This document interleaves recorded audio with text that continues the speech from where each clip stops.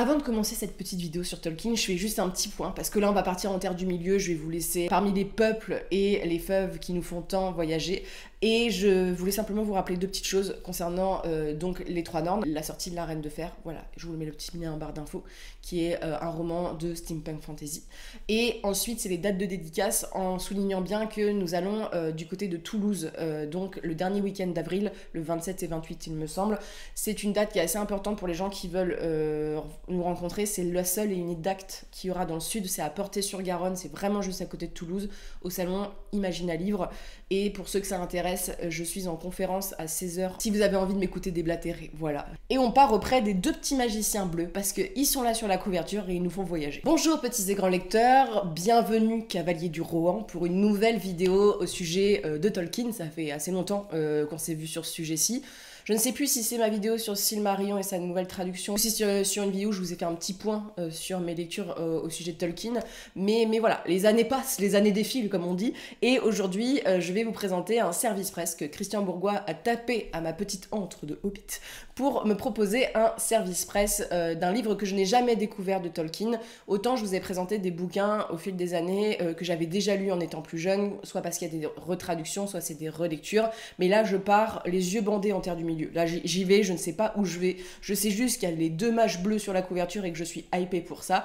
Je vous présente les contes et légendes inachevés, donc de J.R.R. Tolkien, mais aussi de Christopher Tolkien. C'est une édition qui est donc illustrée. C'est une traduction de Tina Jolas et qui a été revisée par Pauline Loquin. Et c'est illustré par Alan Lee, John O, voilà, les maîtres, et Ted Nash-Smith. Donc, très belle édition illustrée, hein, je vous le montre tout de suite parce que... voilà. Avec ce genre d'illustration en couleur, qui est au prix de 26,50 €, ce qui est tout à fait correct vu les prix de l'édition actuelle avec l'augmentation du papier, et qui est imprimé en France, donc en Normandie, donc à Roto Impression.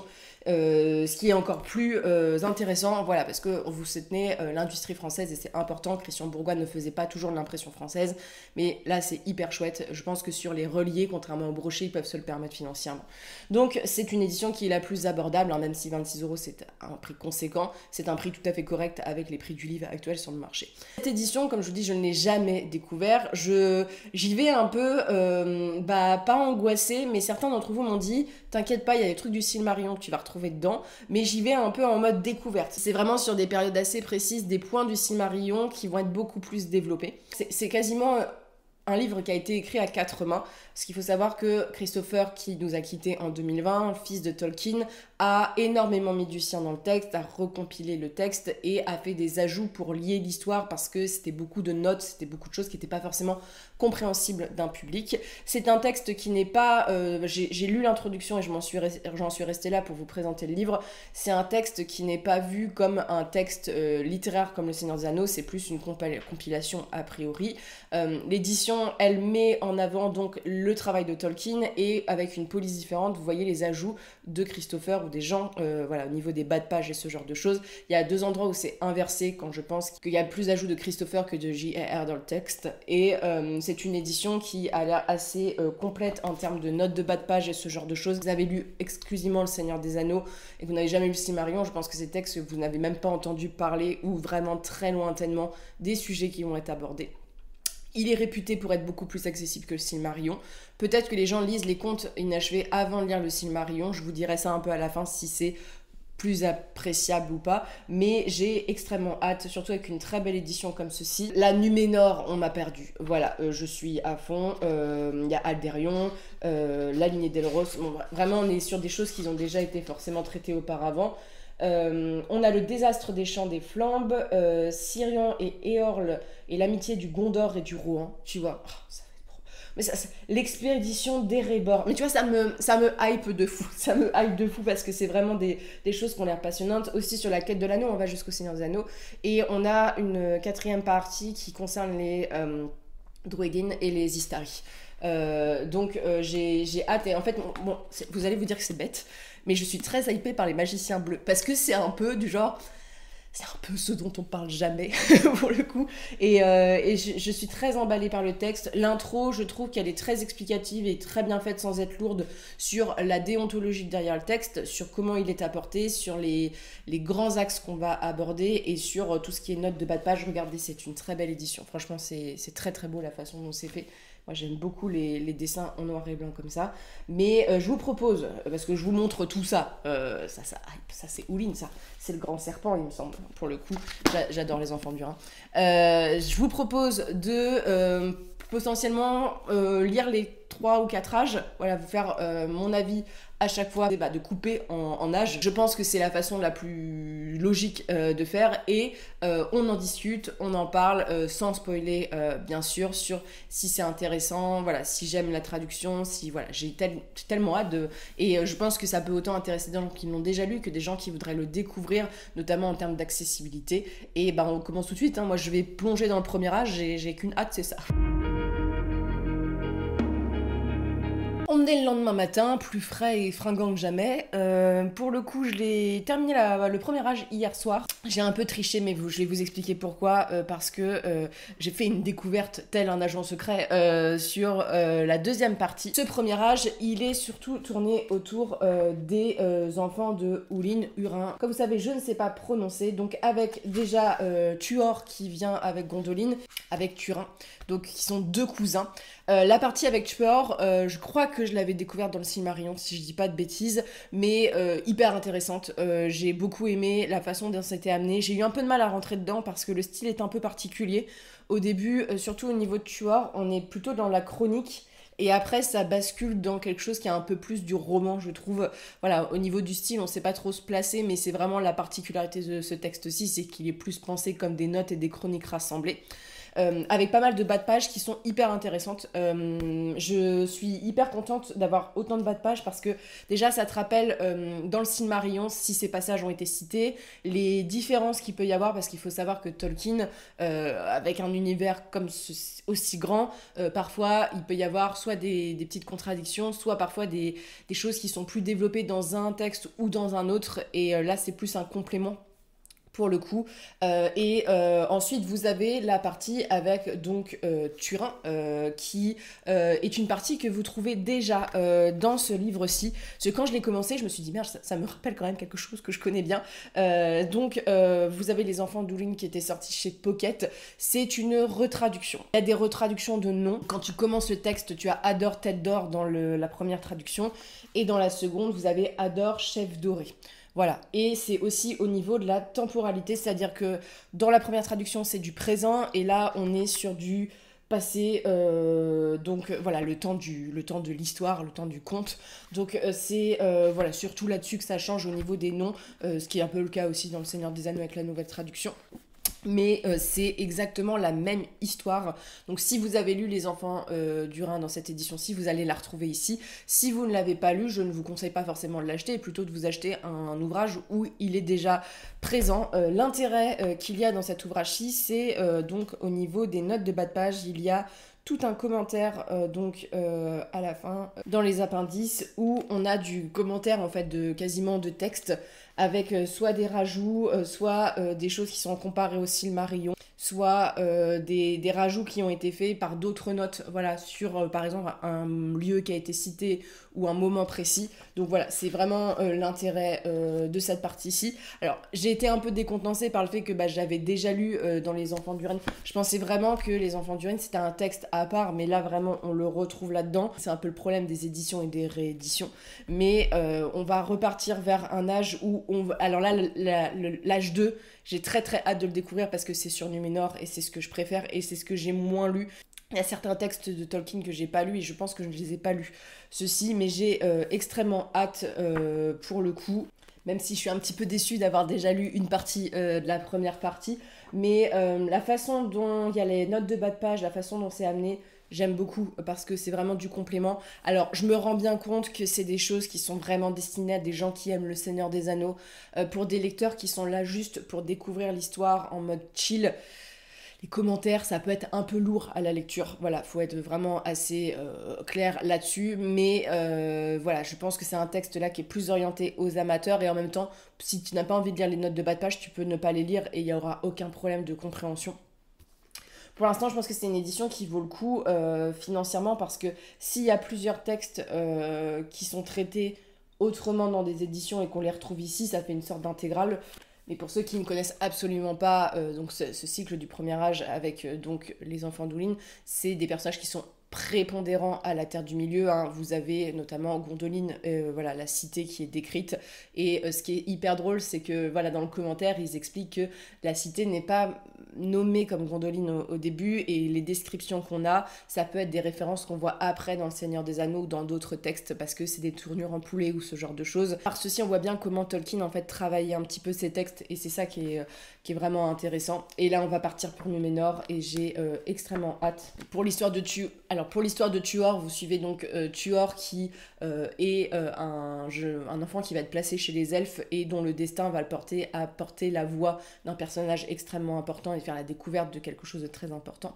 Et dans l'autre avec Tulin, c'est moi j'adore les enfants d'Oulin, mais c'est une sorte de tragédie shakespearienne. Moi j'aime bien le présenter comme ça, parce que je trouve qu'il y a vraiment de la littérature un peu classique anglaise dans ce texte-ci. Vous êtes un moment dans le premier âge où Morgoth, qui est le big boss de vraiment cet univers-ci, fait la guerre aux elfes, et voilà, par un concours de circonstances, il va maudire Tulin et son frère, et tous les deux vont être un peu dans une errance, et cette errance va les amener à devenir des grands héros. C'est des histoires qui sont assez tragiques pour le coup, et il y a un côté vraiment très, très horrible dans ce texte, parce que tu sais vers où ça va et tu peux pas arrêter les personnages. Voilà, il y a aussi une histoire d'amour dans ce texte-ci qui est assez présente et assez tragique. Il y a aussi le trope du chevalier qui combat le monstre, voilà, qui est une figure libératrice de son peuple et ce genre de choses. On a vraiment les forces obscures, les orques et ce genre de choses qui sont extrêmement présents sur la Terre du Milieu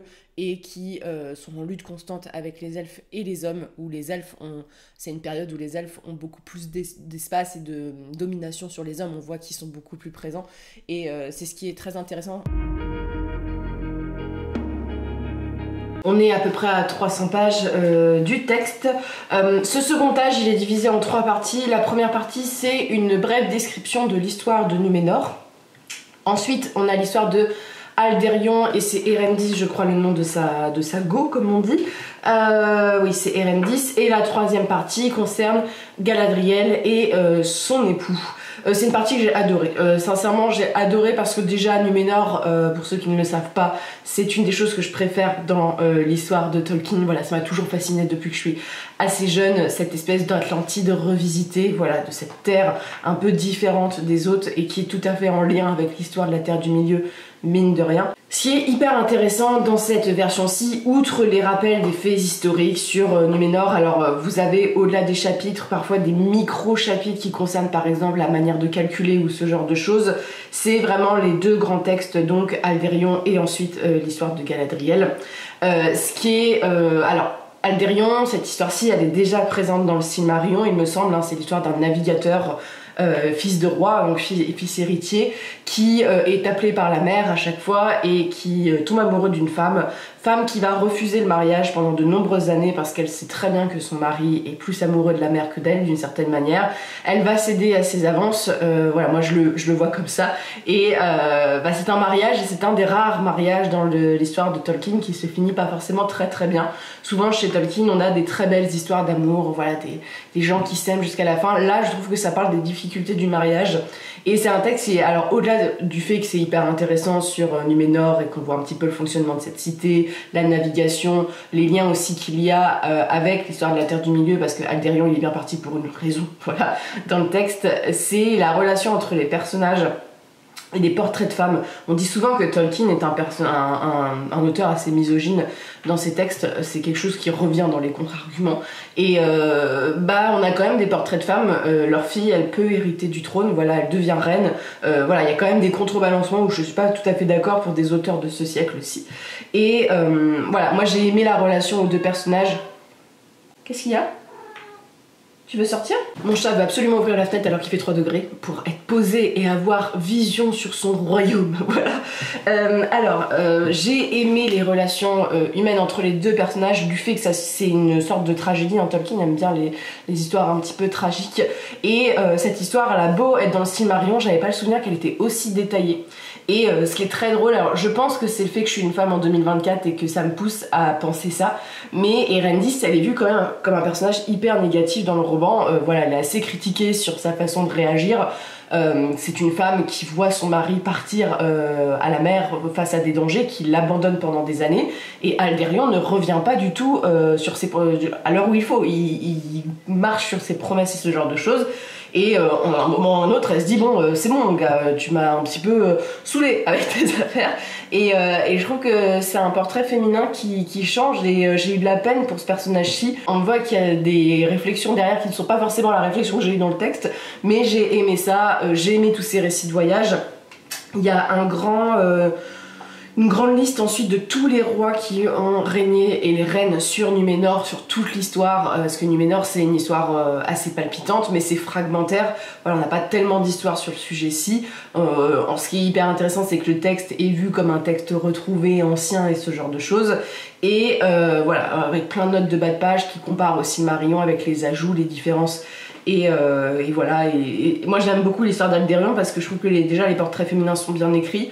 C'est palpitant, c'est triste, c'est en parallèle de la Terre du Milieu et donc tu vois toute l'envergure de Sauron qui commence à créer des petits problèmes on a les Haves, voilà, on voit aussi tous les liens avec les Haves gris et ce genre de choses.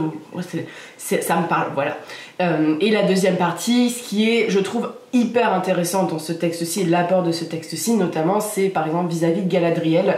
Alors c'est un commentaire de texte quasiment parce que Christopher intervient beaucoup dans cette partie-ci en expliquant que son père, et c'est un des points un petit peu importants chez Tolkien, a écrit et réécrit ses histoires à différentes périodes, les a mouvées, les a changées. On a une version de l'histoire de Galadriel et de Celeborn, je crois, j'arrive jamais à prononcer son petit nom, où ils se sont rencontrés, dans quelles circonstances. Alors bien sûr c'est des choses qui sont déjà décrites dans le Silmarillion. Galadriel c'est un personnage hyper important voilà, de la communauté de la fraternité de l'anneau, voilà, c'est quand même un pilier et c'est drôle parce que vraiment à chaque fois t'as des commentaires de voilà, ces textes-ci on estime qu'ils ont été écrits comme ça, dans cette version-ci c'est pas du tout la version qui est donnée habituellement, voilà, et c'est assez intéressant de voir ce travail un petit peu d'architecte et de voir que pour Tolkien comment ça a été difficile quand tu crées un univers aussi riche d'être tout le temps cohérent avec ton univers,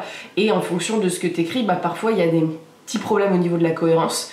Notamment, par exemple, il y a un personnage qui, selon les textes, est le fils de Galadriel et de Celeborn, et dans d'autres est un autre personnage, voilà. Donc vraiment très intéressant, on remet l'église au milieu du village vis-à-vis de cette figure puissante d'elfe. Pourquoi Galadriel est vue comme une des elfes les plus puissantes de la Terre du Milieu au moment où on commence l'histoire avec la fraternité de l'anneau, son histoire, son passé, parce que c'est un personnage qui a un passé quand même assez sombre. Quand je l'ai relu, je me suis dit Ring of Power, ils ont vraiment fumé voilà, sur les représentations, parce que c'est pas du tout le portrait de personnage qui est décrit. On va avoir aussi pas mal d'appendices sur la Lorienne en soi, sur les frontières et ce genre de choses. Alors là déjà je peux faire un petit point sur le fait que ce texte, alors moi je prends vraiment énormément de plaisir à le lire, ça j'en avais pas de doute, que c'est un texte qui est aussi bien fait pour les gens qui ont lu le Silmarillion et qui veulent approfondir voilà, l'histoire, parce que voilà, vous avez un texte qui se lit quand même assez facilement, à la différence qu'il y a quand même beaucoup d'appendices en plus. Il y a pas mal de choses, par exemple les listes de rois qui ont régné sur Numénor, je pense que ça peut être un peu fastidieux pour des gens qui n'ont rien à faire, tu vois, qui sont en mode moi je veux lire un roman, je veux lire une aventure, je veux lire un truc à la Seigneur des Anneaux. Pour les gens qui sont très fans des détails et ce genre de choses, c'est vraiment, je pense, un livre qui est fait pour eux parce qu'il y a énormément de bas de page sur des commentaires, de machins, de voilà, à ce moment-là, dans tel texte, et bah il y a une petite différence où on estime que ça, c'est un texte qui a été écrit avant ou après. Donc bon, voilà, c'est un vrai, je pense, texte qui est pensé pour les gens qui aiment vraiment le détail. Pour l'instant, j'arrive pas à me dire si c'est un texte qu'il faut lire avant ou après le Silmarillion. Parce que c'est des textes pour la majorité qui sont présents dans le Silmarillion, mais parfois de manière bien plus courte.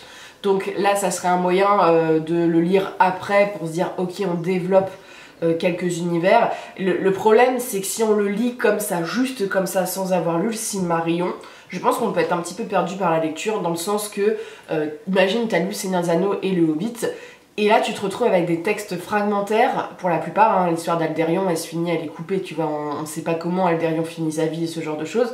Voilà, où Christopher à la fin fait un espèce de résumé des notes qu'il a eues sur comment aurait fini Aldérion et sa fille, voilà, ce genre de choses. Mais le truc, c'est que c'est des histoires qui n'ont pas forcément le lien. Tu vois, tu pars d'Aldérion et tu vas parler de Galadriel, tu vois, ça n'a aucun lien. Le Silmarillion est plus pensé dans une continuité, dans une histoire, dans quelque chose que tu suis facilement. Là, c'est vraiment du fragment. Alors, pour ma part, pour l'instant, je serais plus partisane du fait de dire que faudrait lire le Silmarillion avant de lire les Contes inachevés, mais en même temps les Contes inachevés sont beaucoup plus faciles je trouve à lire que le Silmarillion, parce que le Silmarillion il y a beaucoup de noms, beaucoup d'histoires. Là je trouve qu'il y a du nom, hein. Il y a des moments t'es en mode bon c'est le fils de machin, on sait c'est Tolkien, mais il y a moins ce truc difficile avec l'histoire des elfes, avec voilà ces différentes branches qui vont aller suivre leur histoire, x et x raisons. Donc voilà, et en même temps là je vais commencer la 3e partie. Et on a quand même, dans cette 3e partie, la quête d'Erebor, et je pense qu'il va y avoir une partie sur la quête de l'anneau. Et donc, pour des gens qui ont lu Le Seigneur des Anneaux et le Hobbit, c'est peut-être des choses dans lesquelles ils vont se sentir un petit peu moins perdus. Donc, je ne sais absolument pas comment le découvrir, voilà, comment conseiller pour l'instant. Pour l'instant, j'apprécie énormément, même s'il y a énormément de bas de page, voilà, mais c'est pour un certain type de lectorat, et que ça peut être un peu rébarbatif pour les gens qui se disent je vais lire toutes les notes de bas de page. Il y a des moments c'est vraiment de la sémantique ou ce genre de choses, c'est pas forcément un truc qui plaît à tout le monde, il faut s'en rendre compte, mais moi ça me plaît au niveau des histoires, même si je pensais un peu innocemment que j'aurais des choses un peu plus inédites sur le texte, voilà, que j'aurais des histoires que je n'aurais jamais lues, et je crois que depuis le début il y a toujours des histoires qui ont été présentes dans le Silmarillion d'une manière ou d'une autre. Donc voilà, c'est juste une autre version du texte, hein. C'est comme Beren et Lucienne, quand vous achetez le Beren dans le Silmarillion, il est assez différent du petit texte que vous avez à côté, mais voilà, c'est des nouvelles versions. Mais en même temps, c'est ce qu'on aime aussi chez Tolkien, hein, mais c'est assez frustrant parce qu'on a toujours envie de découvrir d'autres textes. Alors on se retrouve pour cette petite partie 3, qui tourne beaucoup autour de la quête de l'anneau en fait en soi. On va parler de la mort d'Isildur et des conséquences, qu'on va parler de l'expédition d'Erebor sous un angle assez inédit, c'est-à-dire que on parle pas forcément de l'histoire de Bilbo, on parle de comment Gandalf a contacté Thorin, et il y a plusieurs versions à ça, donc c'est assez intéressant de voir comment on compare, voilà. On va avoir aussi les relations entre Saruman et la comté. On va voir le fait, toute la partie où les Nazgûl vont poursuivre Frodo et la compagnie dans le premier, donc comment ils ont été alertés par ça avec Gollum, et comment ils partent voilà, à la chasse, comment ça s'est passé. C'est vraiment des points qui ne sont pas forcément développés dans le texte du Seigneur des Anneaux de base, qui sont un peu plus développés ici. On a toute la relation entre le Rohan et le Gondor avec les grands rois de l'époque. On va parler aussi de cette scène que j'adore dans les films, mais de toute la chaîne, on va dire, de relais de feu pour informer voilà, quand il y a des problèmes et ce genre de choses. Ça permet un petit peu plus de comprendre l'univers autour du Seigneur des Anneaux. Ça, c'est vraiment un point super fort du texte, avec encore des versions qui changent un petit peu plus. Alors là, on est vraiment sur du fragment pour certains, hein, surtout sur, par exemple, l'époque de Erebor, hein, c'est des parties de petits dialogues, mais c'est vraiment fragmentaire. On va parler de certaines batailles, voilà, qu'on retrouve. Donc ça, c'est vraiment, c'est pas du fan service en soi, ça l'est d'une certaine manière, c'est plus pour les gens qui veulent pousser un peu plus leur réflexion, qui veulent en apprendre un petit peu plus, voilà, ils vont avoir des informations sur le sujet. Personnellement, j'ai assez apprécié de voir, notamment sur la quête d'Erebor, comment Tolkien avait pensé à plusieurs reprises l'intervention de Bilbo dans le récit, l'a justifié, la rencontre avec Gandalf et ce genre de choses. On a aussi la relation avec j'allais dire samouraï, avec Saruman et Gandalf, et pourquoi Saruman motive cette jalousie, comment il est allé dans la comté pour la première fois, l'herbe à pipe qu'il a reproché à Gandalf et pourquoi. Voilà, c'est des choses où il y a plusieurs versions, et c'est intéressant de voir un petit peu comment ça évolue. On a des batailles que vous retrouvez, il y a une très très belle carte du 3e âge ici pour se repérer. Moi j'ai bien aimé aussi toute la relation avec le Gondor parce qu'on voit un peu que ça remonte sur des générations et des générations et quand il y a la rupture, vous savez, fomentée par cette langue de serpent entre les deux royaumes, on voit en fait la tragédie qu'il y a derrière ça parce que dans les films c'est assez expédié et dans les livres on en parle un petit peu mais c'est pas forcément le nœud, on est plus dans l'action et ce genre de choses et là on a un véritable ajout et un véritable intérêt. Voilà, j'étais contente de revoir les Cavaliers Noirs parce que voilà, ils sont pas très positifs, mais voilà, on en apprend. Il y en a même qui ont des échanges avec certaines personnes sur leurs espions, abris, voilà, ce genre de choses. C'était assez cool. Alors, et tu as des informations sur le fait, par exemple, on ne sait jamais pourquoi les Cavaliers Noirs ont peur de l'eau. Voilà, on a une explication dans Le Seigneur des Anneaux de pourquoi pour Bilbo c'est hyper traumatisant. Vous savez cette scène où il doit être sur l'eau et tout parce qu'il a perdu des proches, des parents dans la noyade. Là on sait pas pour les Nazgûl. Donc il y a aussi des questions qui n'ont jamais été répondues et voilà, c'est assez cool de voir plusieurs versions et des compléments. Du coup, je pense que c'est la partie la plus simple à suivre pour des gens qui n'ont jamais lu on va dire le Silmarillion parce que c'est vraiment tourné sur le Seigneur des Anneaux vraiment tout autour et qu'il y a des parties des films qui reprennent certaines informations de ce texte-ci et voilà, autant les 2 premiers âges bah si t'as jamais, on n'en parle jamais vraiment, tu vois, dans les textes, voilà, ça peut être un peu plus difficile. Là, c'est tout à fait abordable à chacun. Voilà, vous retrouvez le fait que Faramir, par exemple, c'est un nom qui était commun à cette époque-ci. Il y avait déjà un seigneur qui s'appelait Faramir, qui s'est fait passer pour un soldat pour combattre auprès de ses frères. On voit comment le Gondor fonctionne au niveau de la hiérarchie avec les fils. Genre quand vous aviez une bataille, c'était toujours le roi qui partait, mais son héritier devait toujours rester à Minas Tirith pour assurer la succession. Et on voit comment les grands rois ont disparu. Voilà comment Aragorn est le dernier héritier en date. On a notre petit Gandalf qui intervient dans l'histoire et qui on a beaucoup d'explications sur le fait de pourquoi Gandalf est aussi important dans l'histoire de la Terre du Milieu. Dans les livres et même surtout dans les films, Saruman il devient « Oh, je suis le grand méchant », alors que c'était un personnage plutôt positif et on voit comment il était gagné par la jalousie, ça c'est super chouette. Si j'essaye de réfléchir, tu vois, dans la peau de quelqu'un qui est moyennement intéressé, qui a juste envie de savoir un petit peu plus de choses, ça reste assez fragmentaire.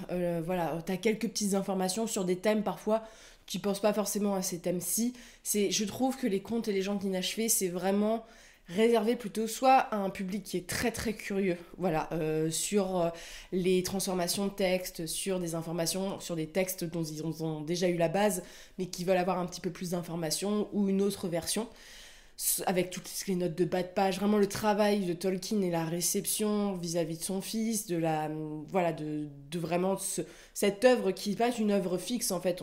Souvent tu prends des choses comme Narnia, des grands textes d'imaginaire, c'est un texte, c'est tout. Tolkien, c'est assez particulier pour ça, et c'est pour ça qu'il y a autant de recherches, c'est que c'est une œuvre qui est assez mouvante dans le temps, et qui a plusieurs versions, et ça, on a quand même beaucoup de brouillons, on a quand même beaucoup de chance pour ça, et c'est ce qui permet aussi d'avoir un terreau assez important pour la recherche universitaire, parce qu'on a des brouillons. Et c'est quelque chose qui va passer, c'est quelque chose qui va se perdre avec le temps, notamment parce qu'avec l'usage de l'informatique, et ça c'est un truc que j'avais appris à la fac, c'est que autant les grands auteurs on étudie souvent les brouillons, vous prenez Zola, vous prenez Hugo et ce genre de choses pour voir les ratures, qu'est-ce qu'ils gardent, qu'est-ce qu'ils ne gardent pas, voilà, on a quand même du patrimoine qui reste. Là vous avez juste à effacer et personne ne garde forcément les premières versions des manuscrits sur ordinateur. Moi personnellement ça me plaît parce que je suis la cible, je reste quand même un peu mitigée pour des gens qui voudraient du divertissement, voilà, lire quelque chose comme Le Seigneur des Anneaux, c'est pas du tout le cas. Pour moi c'est quelque chose qui se rapproche plus du Silmarillion, voire même plus, qui est assez différent de ce que j'ai lu auparavant, c'est que c'est pas une histoire qui est complète, suivie, voilà, où vous partez à l'aventure, c'est vraiment un truc de t'es curieux, je te donne ça. Voilà, tu vas pouvoir découvrir ça et tu vas pouvoir avoir énormément de références. Donc, moi, je pense par exemple au public Tolkiendil, tu vois, aux gens de l'association Tolkiendil, c'est typiquement le genre de lecteur qui adorerait ce genre de manuscrit. Je suis pas sûre qu'un lecteur lambda, tu vois, d'amateurs de fantasy que je côtoie de temps en temps, qui sont là pour l'aventure et tout, c'est pas ce qu'ils vont chercher. Mais je pense que le Seigneur des Anneaux, si t'accroches bien, t'es aussi accroché au travail de Tolkien et tu t'intéresses quand même à l'œuvre. Et voilà, t'as des informations en plus Et c'est vrai que c'est plus facile que le Silmarillion, mais j'ai du mal à le dissocier du Silmarillion au fait que j'ai l'impression que c'est un peu une réponse ou du moins un complément. Et sinon, il faut les lire un petit peu à la suite. Pour moi, tu lis les contes inachevés en même temps que le Silmarillion. Alors que si tu as lu le Silmarillion avant, ça peut aller et pour que tu suives après parce que c'est des choses dont tu as déjà entendu parler. Là, je vais lire la 4e partie qui est consacrée au Druedain. Et on va surtout parler de mes petits chouchous, les Istari et ensuite les Palantiri. Donc ça va être cool parce que j'espère qu'on va parler des mages bleus. J'aimerais bien qu'on parle un petit peu des mages bleus. Ils sont en couverture. Moi, je veux les mages bleus. Mais là, ça va être plus, je pense, pas vraiment une histoire, mais un peu comme il y avait eu sur Numénor, où c'est plutôt un guide d'information sur ces peuples. Et Christopher va sûrement compléter, soit avec des choses dont on n'a pas les informations, soit par exemple avec des variantes que son père a pu écrire. Mais voilà, pour l'instant, très convaincue par le texte et je suis super contente de l'avoir lu. Même si ça me paraît vraiment facile à lire, mais je pense que après le Silmarillion, tout paraît un peu plus simple. Je viens de le terminer, voilà, avec ces 3 chapitres consacrés donc à un peuple assez particulier, dont on entend assez peu parler dans le Seigneur des Anneaux, mais j'ai adoré cette partie-ci parce que c'est vraiment un truc un peu inédit et voilà, j'avais pas le souvenir d'avoir déjà lu au sujet de ces créatures-ci. Sur les Istari et ensuite sur les Palantiri, vous savez, c'est les grosses sphères, la grosse sphère que Saruman utilise et on parle un peu de la communication, de comment elle est tombée dans les mains de Saruman et quel but elles ont eu en fait au niveau de l'histoire. Le premier chapitre, c'est consacré à un peuple qui semble proche des hobbits, mais qui ne l'est pas forcément, qui est assez petit, qui a un rôle un peu protecteur que les orques craignent, et qui sont des sculpteurs. Et en fait, au-delà de, on vous raconte un petit peu le peuple, les caractéristiques, il y a 2 légendes qui tournent autour de ceci, et qui expliquent pourquoi, au détour des chemins, il y a ces espèces de statues protectrices. Voilà, j'ai adoré parce que c'est vraiment très... C'est très beau la façon dont c'est fait, je trouve. Voilà, l'histoire, j'étais convaincue. J'aurais pu lire un peu plus au sujet. Et donc, on a sur les Istari. Il y avait pas mal de choses. J'avais l'impression d'avoir déjà lu, alors je ne sais pas où, mais j'avais déjà l'impression d'avoir lu des choses formulées dans une première partie. Mais donc, Christopher prend le parti pris ensuite de présenter les occurrences de quand ils apparaissent. Donc, les Istari, c'est magiciens. Toutes, on va dire, les constructions de noms, voilà, tous les noms qui sont donnés à Gandalf, pourquoi, comment, quand ils sont apparus. Après, ils axent un peu plus sur Gandalf quand même et sur Saruman. Ils abordent très peu Radagast, mine de rien, et les magiciens bleus, grosse déception, voilà, on n'en parle pas, mais c'est parce qu'en fait, il n'y a pas d'informations sur le sujet. Il y a des suppositions, c'est ça qui est bien, Christopher essaye de faire des suppositions sur le travail de son père, et donc c'est assez intéressant de voir comment les Istari sont perçus par la population, leur construction de nom, et avec Gandalf c'est très réfléchi. Tout le travail sur le lexique et tout, c'est hyper intéressant. On a sur ces sphères, et ça j'ai beaucoup aimé parce que on les voit, on nous explique un petit peu ce que c'est, qui sont un peu des sortes de communication un peu avancées. Et là c'est vraiment expliqué de d'où elles viennent, comment elles étaient utilisées, pourquoi Sauron les utilise, voilà, comment il les a obtenus, et leur rôle, parce que c'est vraiment un rôle essentiel dans la guerre, hein. Vous savez, elles peuvent communiquer elles provoquent pas de son, mais tu peux communiquer, et dans un âge qui s'apparente à un âge plutôt médiéval, c'est hyper intéressant d'avoir c'est une sorte de technologie évoluée pour le coup. Mais voilà, donc ça conclut, mais j'étais très intéressée par cette partie-ci aussi parce que on approfondit un petit peu plus sur cet objet, sur ces objets. On va faire une brève conclusion parce que je pense que c'est des arguments dont je vous ai parlé énormément dans ce texte-ci. Pour moi, ça a été une très bonne lecture. Faut dire que Tolkien, j'ai jamais eu une mauvaise lecture avec Tolkien, donc je suis quand même une fan de base, pas la plus objective. Mais je dois dire que ce livre, il est très bien. Si tu as lu le Silmarillion, c'est un vrai complément au Silmarillion, avec des choses qui n'ont pas été abordées. Par exemple, on parle de Tuor, mais Tuor, on parle un peu de la chute de Gondolin et tout, mais là j'ai l'impression que dans la première partie, on développe un petit peu plus au sujet de son parcours, de comment il est arrivé. Alors, malgré tout, il y a des textes que tu peux avoir déjà lus, comme Les Enfants d'Urine, mais en soi, il y a quand même pas mal de choses qui sont des développements du Silmarillion. Pour moi, c'est un peu une sorte de continuité. C'est fragmentaire, c'est parcellaire. Pour les gens qui veulent une histoire complète, qui veulent savoir tout, vous allez savoir énormément de choses, mais vous allez être forcément frustré par la lecture, voilà, parce que c'est inachevé, d'où le titre. Et c'est un texte qui est abordable, beaucoup plus abordable en termes de lecture et d'approche que le Silmarillion. Je pense que c'est un texte, si tu commences par celui-ci, tu vas forcément avoir envie de lire le Silmarillion, parce qu'il y a beaucoup de références et que, voilà, dans les notes et ce genre de choses, t'as envie d'approfondir, mais en même temps c'est tellement fragmentaire sur des parties qui n'ont aucun rapport les uns avec les autres, que à part la dernière partie sur le troisième âge où t'es un peu guidé avec la quête de l'anneau, ça peut être un peu en mode ok, c'est très décousu, j'y comprends pas forcément grand chose. Le truc, alors c'est un point qui peut être autant un point positif et négatif, il y a énormément de travail de bas de page, voilà, de notes et ce genre de choses. Alors c'est vraiment un texte qui est vu pour les passionnés et là on peut pas dire grand chose dessus parce qu'il y avait vraiment beaucoup de recherches et ça c'est un plaisir. Mais je pense que pour des gens ça peut être vite rébarbatif et vite passer au-delà de lire les notes ou les appendices parce que ça peut être long et rébarbatif pour certains types de lectorat. J'ai plus d'attachement au Silmarillion sur la matière qu'il développe, mais moi je le vois plus comme un complément, vraiment. Et ce que j'aime dans ce texte-ci, c'est au-delà du texte de Tolkien, je pense que c'est le travail de Christopher de recherche, de recontextualisation, de comparaison. Voilà, si vous aimez pas les textes où vous avez la même histoire, mais du genre il y a des versions différentes, vous allez pas aimer, hein, ça c'est sûr. Mais ça a vraiment un côté un peu chercheur universitaire que j'aime bien. C'est un livre, à mon sens, qui est destiné surtout aux passionnés de Tolkien. C'est pas un livre qu'il faut commencer à lire Tolkien par ce livre aussi, hein, ça n'a pas forcément d'intérêt. C'est voilà, c'est après que tu aies lu les grands classiques, lis les contes inachevés. Voilà, tu as envie d'en lire un peu plus sur des sujets. Voilà, il y a d'autres clés avec ces textes-ci. Ça peut décevoir certains lecteurs qui voudraient, parce que moi j'ai été prévenue avant, mais qui s'attendaient à avoir beaucoup plus de choses nouvelles. Non, c'est vraiment du retravail et c'est fou parce que quand tu le lis, plus je le lisais, plus je me dis, on se rend pas compte du travail qu'il y a derrière Le Seigneur des Anneaux. Et c'est vrai que dans toutes les lettres que Tolkien a écrites, il y a quand même un mal-être d'avoir mis beaucoup de temps à l'écrire et voilà, que c'est un texte qui a pris énormément de temps dans sa vie. Hein. Et en fait, tu comprends pourquoi après parce que c'est pas créer un univers. Tu vois, je reçois beaucoup de manuscrits via mon métier et ma maison d'édition où les gens te disent souvent j'ai créé un univers très riche et ce genre de choses.